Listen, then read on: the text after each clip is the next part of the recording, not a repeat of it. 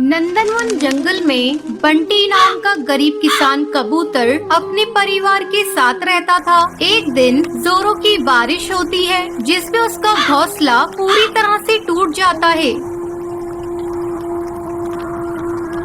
तब वो अपनी पत्नी टूनी से कहता है, टूनी चलो जंगल चलकर लकड़ी लाते हैं, फिर हम सब मिलकर लकड़ी का घर बनाएंगे। जब वो दोनों जंगल लकड़ी लाने जाने लगते हैं तब उनकी बेटी टुनटुनी उन्हें रोकते हुए कहती है, पापा मम्मी मैं भी चलूंगी आपके साथ लकड़ी लाने। देखो मैंने भी एक छोटी सी टोकरी ली है।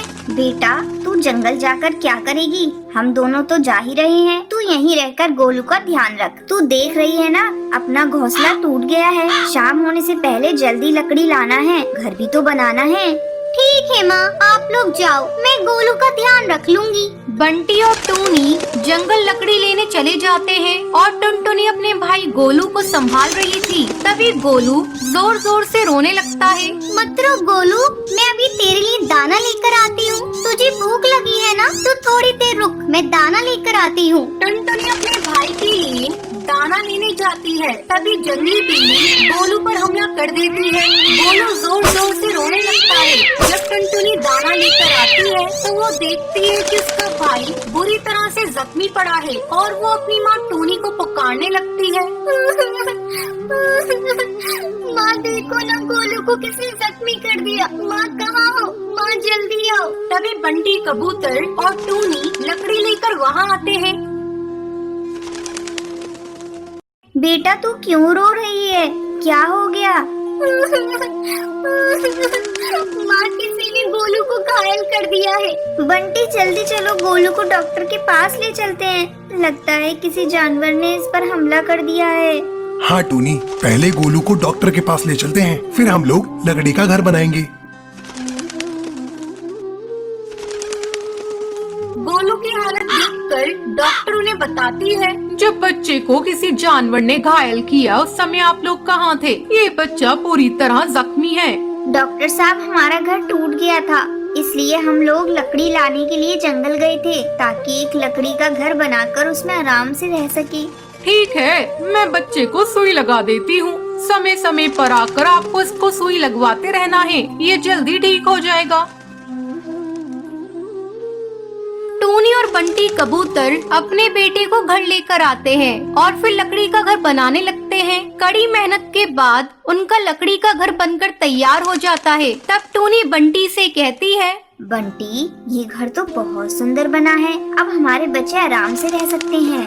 जंगल के सभी पक्षी उनका लकड़ी का घर देखते हैं। तभी उनमें से एक कौवी कहती है, बंटी तुम तो बहुत बड़े कारीगर निकले, तुम्हारा लकड़ी का घर बहुत सुंदर है। मेरे लिए भी ऐसा ही एक लकड़ी का घर बना दो।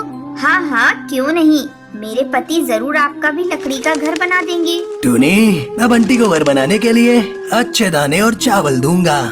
दाने की क्या बात है हरी काका, ये जंगल तो अपना ही है। बंटी अपना घर जरूर बना देंगे, आपको जो समझ में आएगा दे दीजिएगा।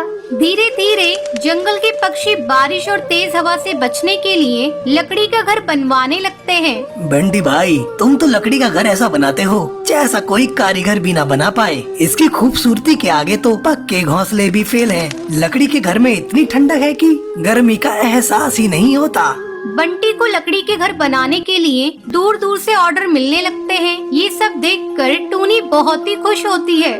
बंटी हमारा लकड़ी का घर बनाना लकी साबित हुआ, आपको एक अच्छा काम मिल गया। टूनी और बंटी कबूतर अपने बच्चों के साथ खुशी खुशी अपना जीवन बिताने लगते हैं। बंटी कबूतर की माँ बबली कबूतरी पर बैंक का बहुत सारा कर्ज हो जाता है, जिसको चुकाने के लिए वो अपने बेटे बंटी कबूतर की शादी काली और अमीर चिड़िया टूनी से कर देती है। एक दिन वो टूनी चिड़िया से कहती है, ओ काली कलूटी बहू, जरा इधर आ, कहाँ मर गई है? अब आवाज सुनाई दे रही है या नहीं? टूनी चिड़िया जल्दी से वहाँ पर आती है। क्या हुआ माँ जी, आप इतना चिल्ला क्यों रही हैं? बताइए क्या काम है माँ जी? जा मेरे लिए अदरक वाली चाय बनाकर लेकर आ और जरा दूध अच्छे से डालना। अपनी जैसी काली शक्ल की चाय बनाकर मत लाना जिसे देखकर मुझे उल्टी हो जाए। जा खड़ी होकर यहाँ पर मेरी शक्ल क्या देख रही है? टूनी चिड़िया अपनी सास की बात मानकर किचन में चाय बनाने के लिए चली जाती है। थोड़ी देर बाद वो चाय बनाकर लाती है। माँ जी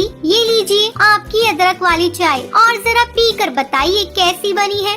बबली कबूतरी चाय पीकर खुश होते हुए कहती है, बहू तूने चाय तो बहुत अच्छी बनाई है। तेरा रंग रूप जैसा भी हो पर चाय तूने बहुत अच्छी बनाई है। ये हुनर तेरे अंदर बहुत ही अच्छा है। ऐसे ही काफी दिन गुजर जाते हैं। अचानक से एक दिन बबली कबूतरी की पड़ोसन सुंदरी कौवी उसके घर आती है और उससे कहती है, अरे बबली कबूतरी, तेरे बेटे की शादी हुए 1 महीना गुजर गया, तूने अभी तक बहू की मुंह दिखाई नहीं की। बहू की मुंह दिखाई करने का इरादा है भी या नहीं तेरा? जा अपनी बहू को बुला कर ला, मैं आज ही उसकी मुंह दिखाई कर देती हूँ। देखूं तो सही हमारे बंटी की बहू कैसी है। क्या बताऊं सुंदरी कौवी, मेरी बहू तो अभी बाजार गई है। आने में उसे अभी 2-3 घंटे लगेंगे। तुम फिर कभी मिल लेना। तो ठीक है, मैं यहीं बैठती हूँ। कौन सा मेरे घर पर काम पड़ा है, आज तो बहू से मिलकर ही जाऊंगी। अच्छा तो बैठो सुंदरी कौवी, मैं तुम्हारे लिए पानी लेकर आती हूँ। बबली कबूतरी पानी लेने के बहाने से अपनी बहू टूनी चिड़िया के कमरे में जाती है। देख टूनी चिड़िया, नीचे मेरी पड़ोसन सुंदरी कौवी आई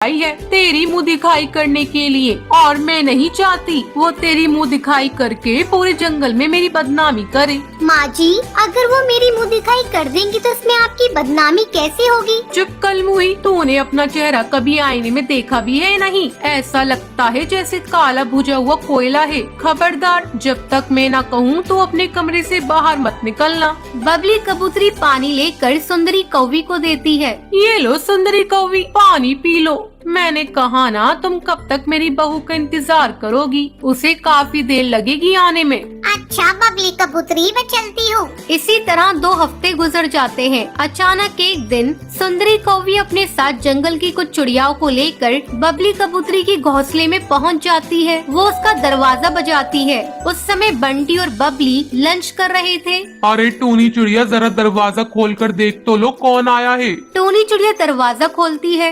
लगता है बबली ने नई नौकरानी रख ली है। टूनी बहू, कौन आया है? अरे ये तो बबली कबूतरी की बहू लगती है, तभी उसने इसे बहू कहकर पुकारा है। अरे बबली कबूतरी, तू इसलिए मुंह दिखाई नहीं कर रही थी क्योंकि तेरी बहू काली कलूटी है। क्या हुआ अगर मेरी बहू काली कलूटी है तो? पर ये तुम्हारी चिड़िया बहू से अच्छी है। ये मेरी घर की लक्ष्मी है। खाना तो इतना अच्छा बनाती है, बड़े बड़े होटल में ऐसे खाना ना मिले। तेरी बहू गोरी होने के बावजूद तेरी इज्जत नहीं करती। तुमने बहू की मुंह दिखाई कर ली, तुम जाओ यहाँ से। बबली कबूतरी, तुम इतना गुस्सा क्यों कर रही हो? हमें भी जरा अपनी बहू की हाथ की चाय पिलाओ। ये लीजिए आंटी जी, मेरी हाथ की बनी चाय मैंने आपके कहने से पहले ही बना ली थी। टूनी चिड़िया, तुमने सच में बहुत अच्छी चाय बनाई है। ये लो तुम्हारा नेक, रंग रूप से फर्क नहीं पड़ता, पक्षी के दिल से पड़ता है और तुम बहुत अच्छी हो। नेक देख कर वो सारी चिड़िया वहाँ से चली जाती है।